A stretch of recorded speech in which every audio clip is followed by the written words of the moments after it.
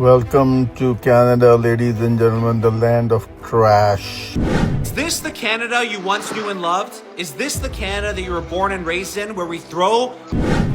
I'm over the fact that the subway smells like shit.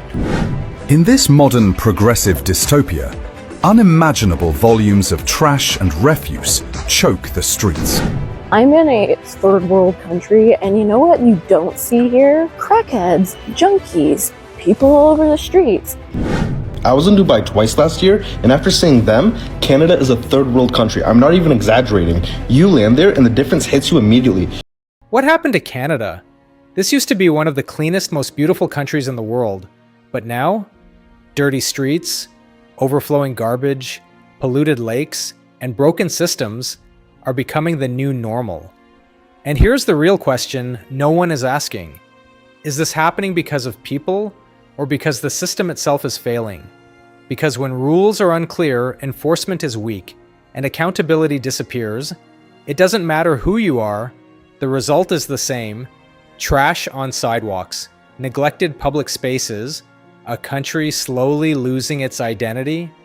And the scary part? It's getting worse. Every single day. If you care about the future of Canada and want the truth behind what's really going on, hit like, subscribe, and watch till the end, because what you're about to see might change how you look at this country forever. Two things. No one's paying attention to what the fuck you're doing if it doesn't affect them. I am out and about with my hair, like, that's dye in there. It's fine. It doesn't fucking matter.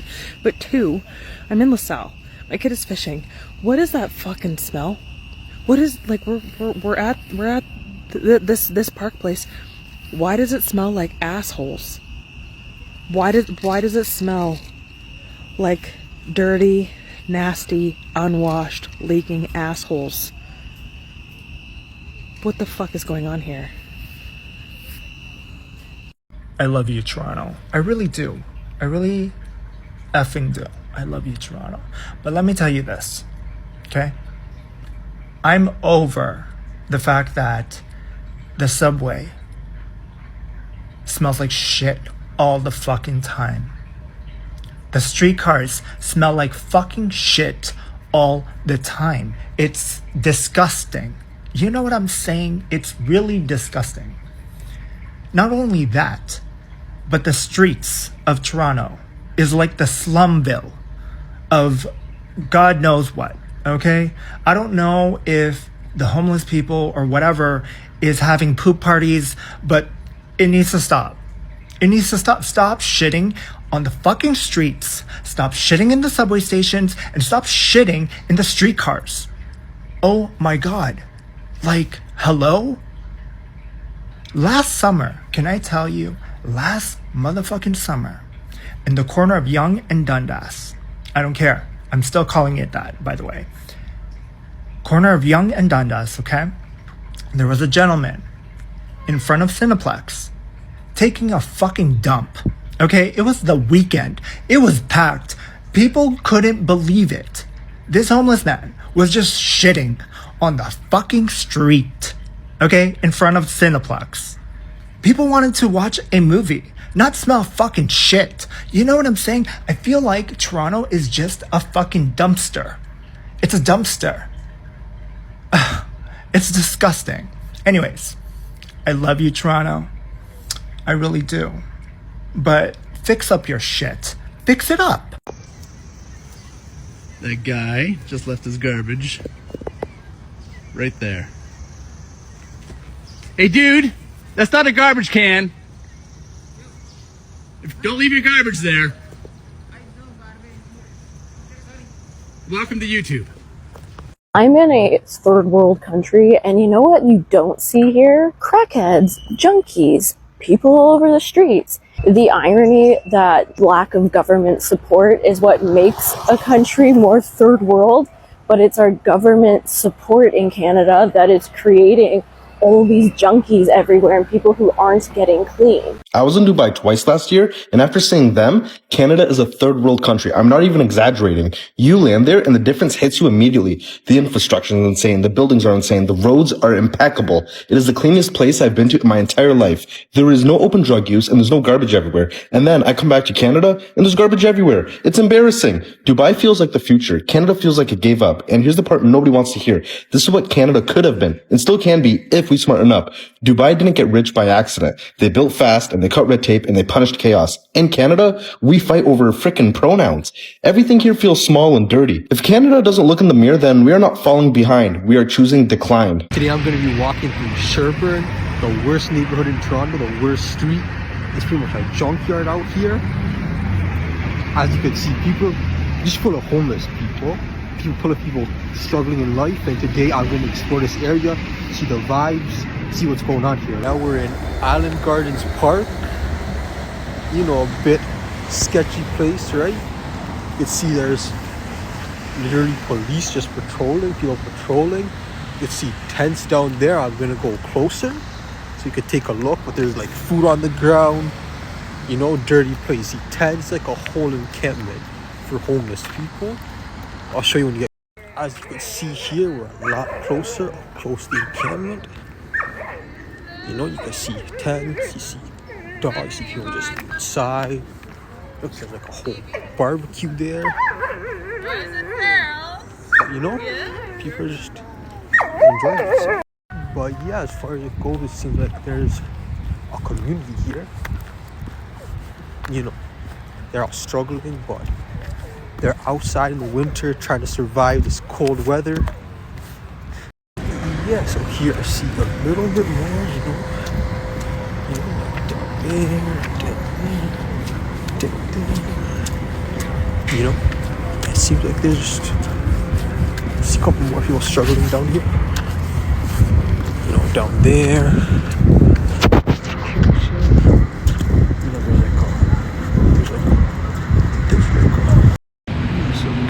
Down there,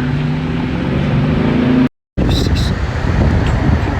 hear tweaking like crazy across the street. You know, it's kind of shit you see out here, right? Buckets, homeless people, draw kinds of. Canada is a third world country now. This is a comment on a guy's post about moving to Vietnam. Yeah, no, it's not. It's not. Tell me you haven't traveled without telling me you haven't traveled. Go live in a third world country for 6 months, then come back and you'll appreciate how much Canada is not. I have been to such places, many of them. With love, Bernie. This is so ignorant. It's so ignorant. Come on. Is Canada perfect? No. Is it a third world country? It's so far from it.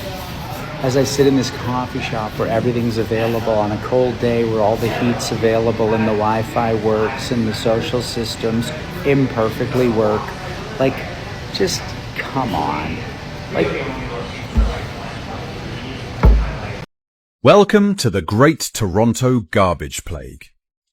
In this modern progressive dystopia, unimaginable volumes of trash and refuse choke the streets, merging with biohazardous waste and rotting in an increasingly neglected urban wasteland.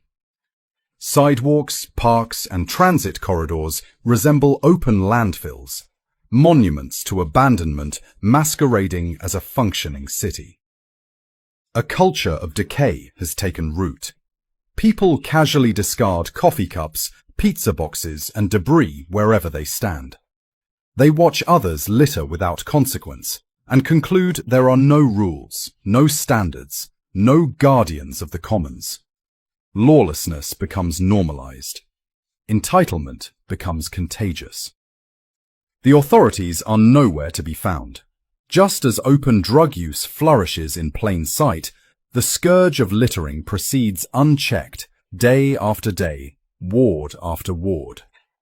And make no mistake, this collapse is not due to a lack of money. The City of Toronto's Solid Waste Management Division commands a staggering $406 million annual budget. At its helm sits General Manager Matthew Kelleher, earning $273,283 per year in taxpayer-funded compensation. Yet Torontonians walk through filth. This is not accidental. It is the predictable outcome of systemic mismanagement and ideological governance. A failed bureaucratic apparatus where loyalty to dogma outranks competence, where mediocrity is rewarded, and where failure is often met with promotion and higher pay. Accountability has evaporated. Transparency has been buried. What remains is a culture hollowed out by pride, greed, and institutional rot. This is Toronto in 2026. This is the Great Garbage Plague. This is Apocalypse Chow. Hey, I am doing really well. No, you're not. Stop. Is this the Canada you once knew and loved? Is this the Canada that you were born and raised in, where we throw the homeless and the drug addicts onto the streets? All right, buddy, you're in like the middle of trash? traffic out here. Okay? Don't get run over, eh? People are literally fence folding in the middle of the roads. This is downtown Hamilton. This is my hometown. And people are fence folding everywhere. Look at this. How can people, families, children walk around like this? This is what we've done in this country. This is not the Canada I remember and that I was born in. Look at this entrance. It's like a scene from The Walking Dead. I'm not exaggerating. Look.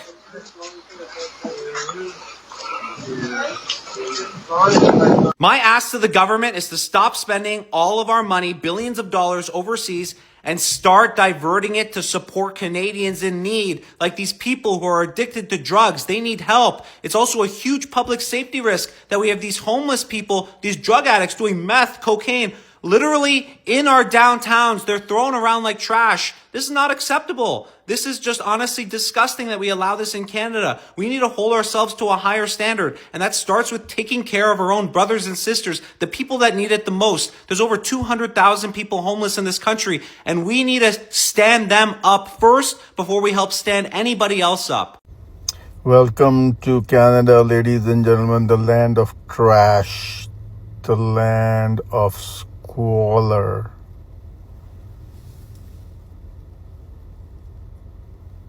Garbage everywhere. This is the story of every city in Canada now. You know, they wax poetic about how beautiful Canada is, this and that. Just look down at your feet and see what's there.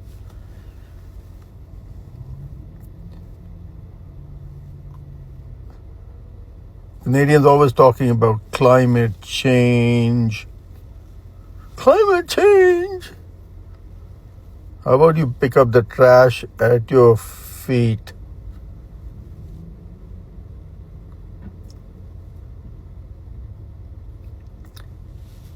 You can see it with your own eyes. As far as the eye can see, just garbage everywhere. Any roadside. Just look to your right when you're driving down the highway. This is Canada. I'll show you China in a second. China is amazing by comparison. That very same country that Canadians look down their noses at. But for now, enjoy this. There's an upscale shopping center here. People are happily shopping away. The very same people who go on about climate change and blah, blah, blah, and environment. Look at this. Oh. And now for China. This is what China looks like. Canadians, please shut the hell up about China.